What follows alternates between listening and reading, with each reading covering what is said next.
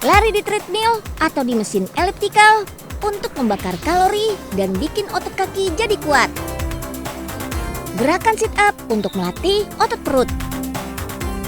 Berlatih tinju untuk menguatkan otot lengan dan kelincahan. Otot kuat, tubuh pun sehat. Beberapa profesi membutuhkan tubuh bugar dan kuat supaya bisa bekerja maksimal. Bukan cuma polisi, tentara, atlet, atau guru olahraga, tapi juga untuk profesi chef.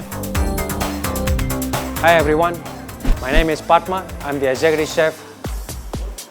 Bukan sembarang chef, tapi eksekutif chef. Tanggung jawabnya berat, harus memastikan semua makanan sehat dan higienis. That's why tubuh harus bugar dan kuat, supaya gak gampang sakit. Wah, katanya gue ada chef tuh. Yuk kita tanya-tanya Unyil. Halo chef. Hai. Lagi ngapain chef? Biasa, kita llagi siap-siap untuk makan siang. Waduh, pantesan aja nih ada daging, ada sayur. Waduh, lapar nih chef. Oh iya pasti. Tapi tahu nggak katanya gue? Ada loh perbedaan chef dan koki. Emang iya chef? Oh iya, ada Nyil perbedaannya. Yang disebut dengan koki itu juru masak yang masih baru pemula. Nah, kalau chef itu juru masak yang sudah profesional, yang mempersiapkan segala suatu kebutuhan yang ada di restoran dan di hotel. Kemudian juga ya telah memiliki pendidikan atau latar belakang pendidikan minimal 2-3 tahun. Tuh katanya gue dengerin gak tuh? Iya Nyil, wah info menarik banget. Makasih ya chef ya. Oke. Karena punya banyak pengalaman di 11 negara, Chef Padma jadi ahli meracik menu khas dari berbagai belahan dunia. Bumbu khas suatu negara bisa dipadukan dengan bahan lokal yang tersedia. Like this one, hidangan tradisional bernama oka. Salad ikan segar dari negara Samoa di Kepulauan Samudra Pasifik. And then we're gonna add in the fish. So this is the fish that has been cured. The fish has been cured for 24 hours with lime, vinegar, salt. Dibuat dari ikan segar dan santan kelapa dengan tambahan tomat dan timun untuk tekstur renyah. Di tempat asalnya, Samoa, bahan utama oka yaitu ikan tuna atau kakap merah mudah didapat. Di sini, Chef Padma menggunakan ikan mahi-mahi alias lemadang, ikan yang banyak hidup di perairan Indonesia. Bahan-bahan sayuran lainnya juga disesuaikan dengan yang ada di pasar. Keep it simple, menggunakan bahan yang mudah didapat tanpa menghilangkan cita rasa aslinya. Jadi juru masak nggak semudah yang dibayangkan. Apalagi kalau jadi eksekutif chef yang bekerja keliling dunia. It's an interesting job that to see around the world where you live and you work with people and team that really supportive. Asalnya dari negara jiran Malaysia, tapi Chef Padma jago juga meracik menu bumbu masakan khas Indonesia. Ini dia si bumbu kuning.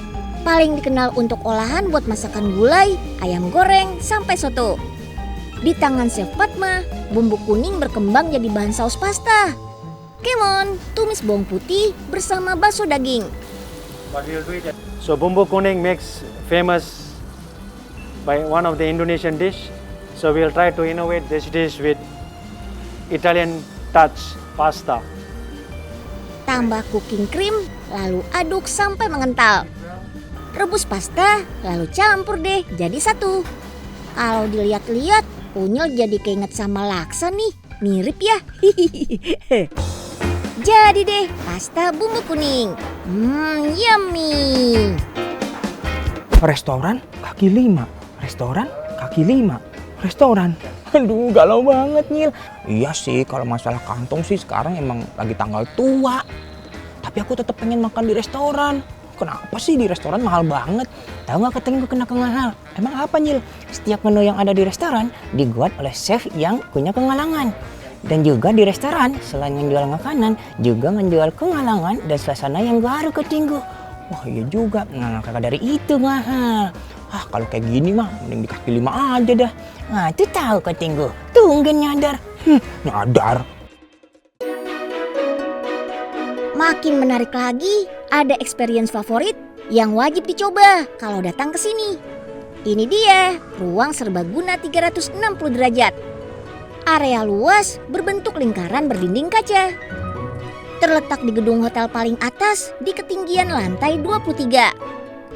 Kapan lagi bisa menikmati sajian kelas dunia dikelilingi pemandangan kota Surabaya dari berbagai sudut? Wah, keren! Satu lagi yang menarik nih. Ruangan ini juga bisa keliling satu putaran loh. Lantai dalam ruangan bakal bergerak otomatis secara perlahan. Butuh waktu 1 jam sampai putaran lantainya ini benar-benar kembali ke posisi semula. Sampai sekarang teknologi ini masih jadi satu-satunya di Indonesia. Ruangan ini bisa menampung hingga 600 orang. Wah, pas banget untuk acara spesial nih.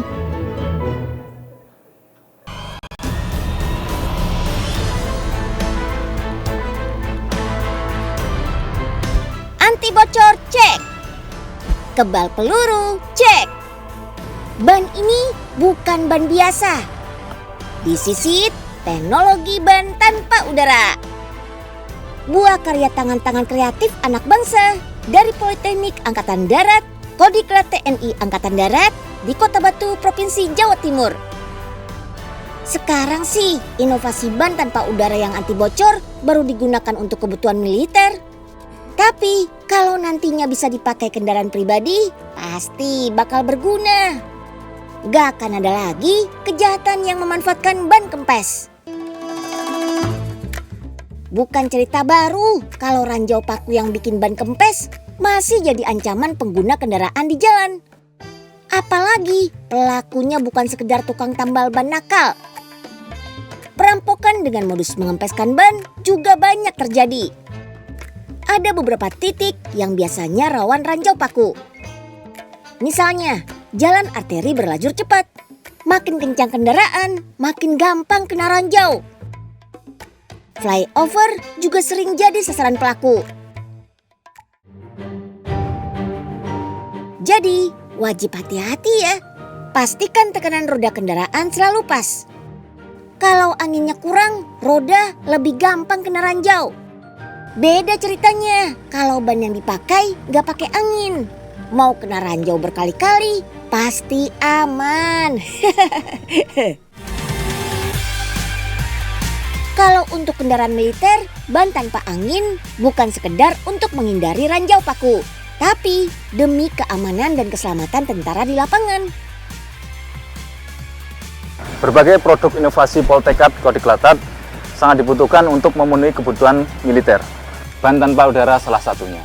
Sangat dibutuhkan supaya kendaraan bisa menerjang pada medan-medan yang berat tanpa mengalami kendala. Beda halnya dengan ban yang menggunakan udara bertekanan. Akan sangat rawan apabila melewati benda-benda tajam, bahkan akan sangat rawan juga terkena tembakan pada saat digunakan pertempuran, sehingga keselamatan prajurit tidak terjamin. Disinilah inovasi sistem persenjataan militer alias alutsista dalam negeri diciptakan. Kakak-kakak mahasiswa dan mahasiswi dari TNI Angkatan Darat dididik untuk memiliki kemampuan dan keterampilan teknologi terkini. Tujuannya untuk mencetak lulusan di bidang cipta karya teknologi militer, supaya nantinya bisa mengembangkan alutsista dalam negeri. Sebelum lulus, setiap mahasiswa wajib membuat karya baik untuk operasi militer perang ataupun operasi militer selain perang.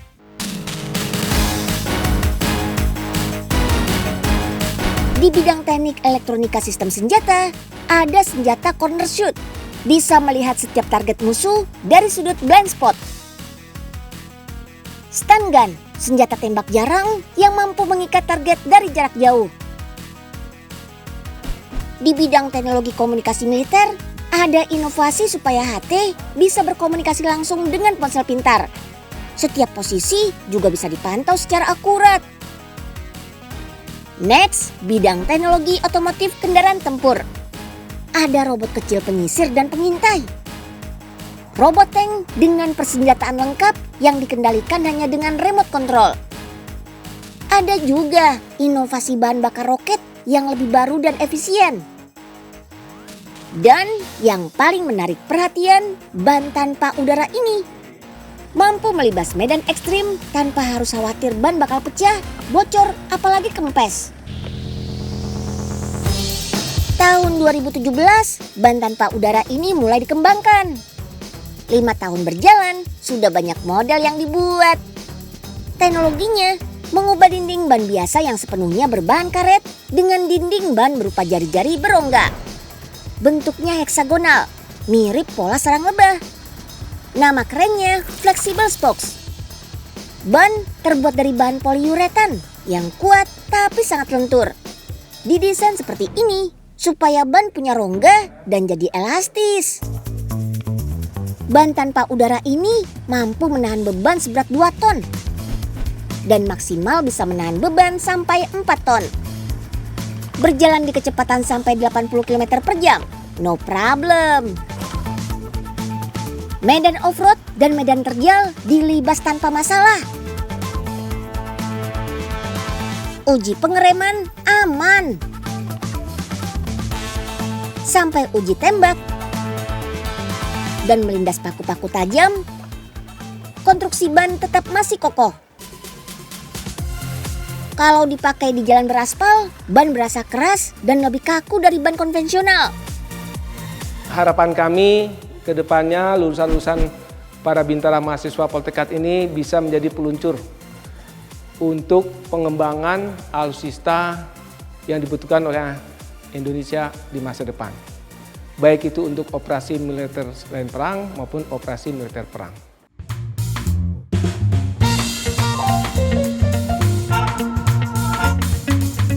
Semoga saja ya ban tanpa udara ini bisa disempurnakan segera. Supaya lebih cepat dirasakan manfaatnya untuk keunggulan militer dalam negeri. Di luar negeri, ban tanpa udara juga sedang dikembangkan oleh salah satu pabrikan ban terkenal. Sampai sekarang semua masih dalam tahap pengujian. Belum ada yang dipasarkan untuk masyarakat umum.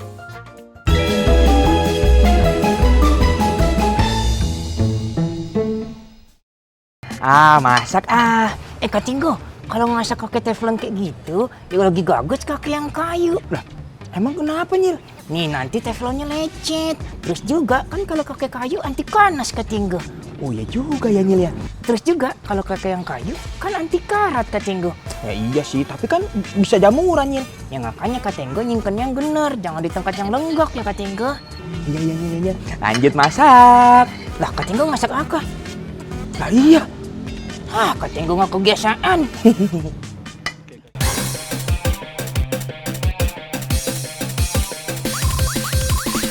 Spatula kayu, sendok kopi, garpu, dan semua pernak-pernik dapur ini berasal dari kayu spesial.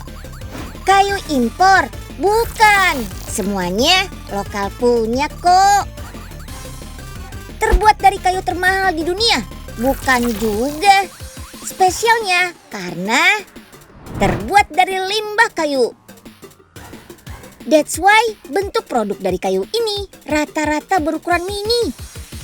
Daripada dibuang dan tidak terpakai, mending limbah kayu diolah kembali. Indonesia memiliki sekitar 4.000 jenis kayu. 267 kayu diantaranya memiliki nilai ekonomi tinggi. Dari segi kekuatan, corak, keawetannya, kayu-kayu Indonesia gak kalah sama luar negeri. Kalau banyak barang butuh kayu, lama-lama hutan bisa gundul dong. Kalau ditebang tanpa perencanaan, ya pasti bakal habis. Makanya, kayu harus dimanfaatkan semaksimal mungkin. Limbah kayu bisa menghasilkan perabotan kekinian. Meja sudut, coffee table, meja meeting, nakas, tempat penyimpanan, aksesoris interior, dan masih banyak lagi. Belum selesai nih perjalanan si limbah kayu. Pembuatan furniture masih menyisakan limbah berupa potongan kayu kecil-kecil yang bisa dimanfaatkan jadi peralatan dapur. Jadi kita kan hidup dikelilingi oleh alam. Pohon itu sudah menjadi bagian dari kehidupan kita sehari-hari. Nah, selain mengurangi limbah, kita mau melanjutkan ceritanya dari kayu-kayu sisa ini. gimana bahwa potongan yang kecil ini ternyata masih bisa punya cerita yang baru loh, bisa menjadi peralatan yang berguna bagi kehidupan kita sehari-hari. Usaha produk kayu diawali dengan studio seni di Bali yang memproduksi aneka furniture sejak 2002 sampai sekarang. Lalu muncul ide untuk memanfaatkan kayu bekas yang saat melihat sisa-sisa kayu dari pemotongan furniture. Ide mendaur ulang ini sudah sejak 2016. Gambar pola pada kayu. Lalu potong mengikuti bentuk pola. Bentuk gagang sendok ini bukan sengaja dibuat melengkung. Bentuk sendok mengikuti serat potongan kayu. Jadi estetik kan? Jadi setiap gagang tidak akan memiliki bentuk lengkungan yang seragam. Setelah terbentuk sempurna, peralatan dapur ini akan dihaluskan permukaannya. Dilapisi dengan beeswax supaya lebih mengkilap. Tenang, beeswaxnya food grade kok. Dan memang sering digunakan untuk perawatan berbahan kayu. Apalagi yang bisa dimanfaatkan dari limbah kayu? Disisit, arang gambar. Bahannya dari kayu sisa produksi furniture. Bisa juga dari ranting pohon hasil tebangan warga sekitar. Seperti kayu asam Jawa yang biasa ditanam di tepi jalan sebagai peneduh. Setiap jenis kayu atau ranting punya ketebalan yang berbeda-beda. Kalau yang paling tebal adalah kayu jati dan kayu mangga. Poin plusnya, kita bisa buat arang gambar sendiri di rumah loh. Mari kita coba. Kulit ranting dikupas.